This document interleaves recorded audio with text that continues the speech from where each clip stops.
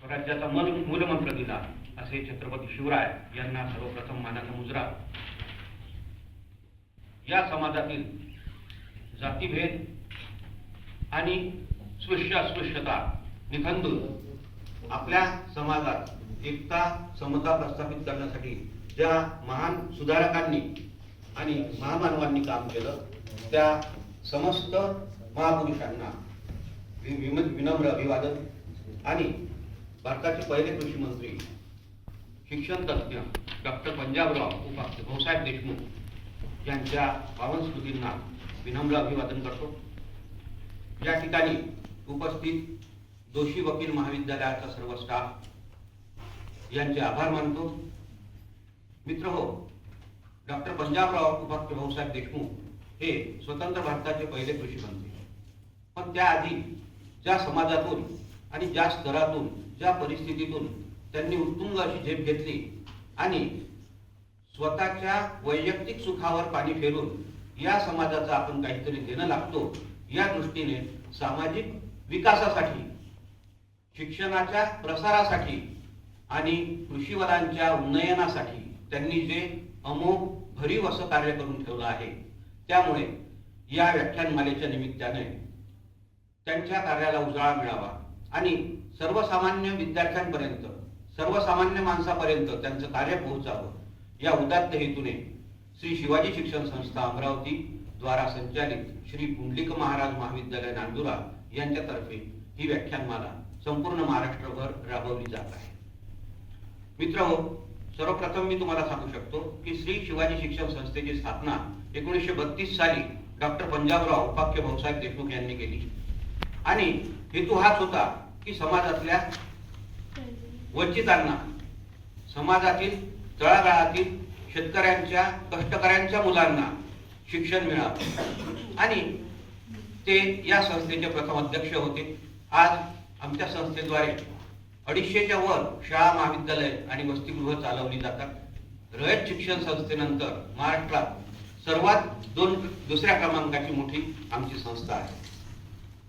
मित्रहो, डॉक्टर पंजाबराव उपाख्य भाऊसाहेब देशमुख यांचा जन्म 27 डिसेंबर 1898 पापळ, जिल्हा अमरावती. पापळ हे खेडेगाव आणि जिल्हा अमरावतीत आहे, या ठिकाणी झाला. त्यानंतर त्या काळी शिक्षणाच्या विशेष अशा सोयी नव्हत्या. प्राथमिक शिक्षणानंतर कारंजा लाड, सध्या वाशिम जिल्ह्यात आहे, विदर्भात, तिथे त्यांचं माध्यमिक शिक्षण झालं आणि त्यानंतर फर्ग्युसन कॉलेज पुणे येथे उच्च शिक्षण झालं. एका खेड्यातला माणूस फर्ग्युसन कॉलेजमध्ये उच्च शिक्षण घेतल्यानंतर त्या पुढील शिक्षण घेण्यासाठी इंग्लंडला जातो.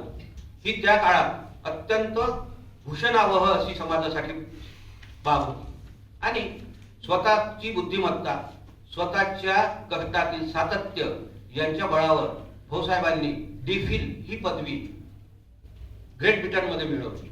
आणि मला सांगण्यास अत्यंत अभिमान वाटतो की ज्या ब्रिटनचं भारतावर राज्य होतं त्या काळात ग्रेट ब्रिटनच्या तत्कालीन अध्यक्षांनी भाऊसाहेबांना ही डी.फिलची पदवी प्रदान केली. आणि त्यानंतर जेव्हा 1927 साली भाऊसाहेब मायदेशात परत आले त्यावेळी त्यांच्या समोर स्वप्न होतं की माझा जो हा पिचलेला, वंचित, कष्टकरी शेतकरी वर्ग आहे, जो अज्ञानी आहे आणि अज्ञान हे त्याच्या दारिद्र्याचं मूळ आहे, अज्ञान निखंदून काढल्याशिवाय याचा उत्कर्ष होणार नाही, याचा विकास होणार नाही, याला चांगल्या वाईटाची जाणीव होणार नाही.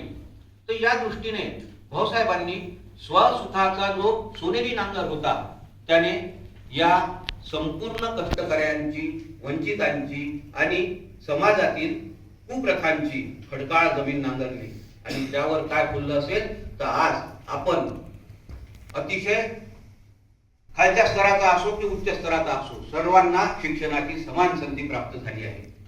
भाऊसाहेब जेव्हा मध्य वराड प्रांताच्या मंत्रिमंडळात मंत्री होते, ही गोष्ट स्वातंत्र्यापूर्वीची, त्यावेळी त्यांनी मोफत आणि सक्तीचं शिक्षण वराड प्रांतासाठी केलं जेणेकरून सर्वांना शिक्षणाचा लाभ मिळावा.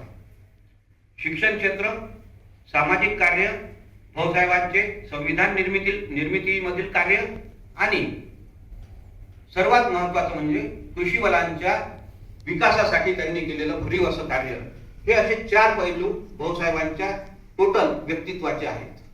परंतु हे सगळं जर आज बोलायचं म्हटलं तर कदाचित वेळ आपल्याला पुरणार नाही.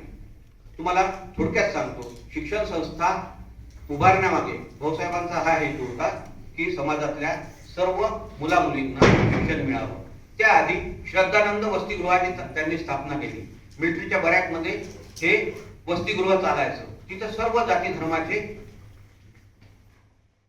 सर्व आर्थिक विषमता जरी त्या काळी होती तरी आर्थिक स्तर अतिशय निम्न असणारे सर्व विद्यार्थी त्या काळी एकत्र त्या ठिकाणी शिक्षण घेत.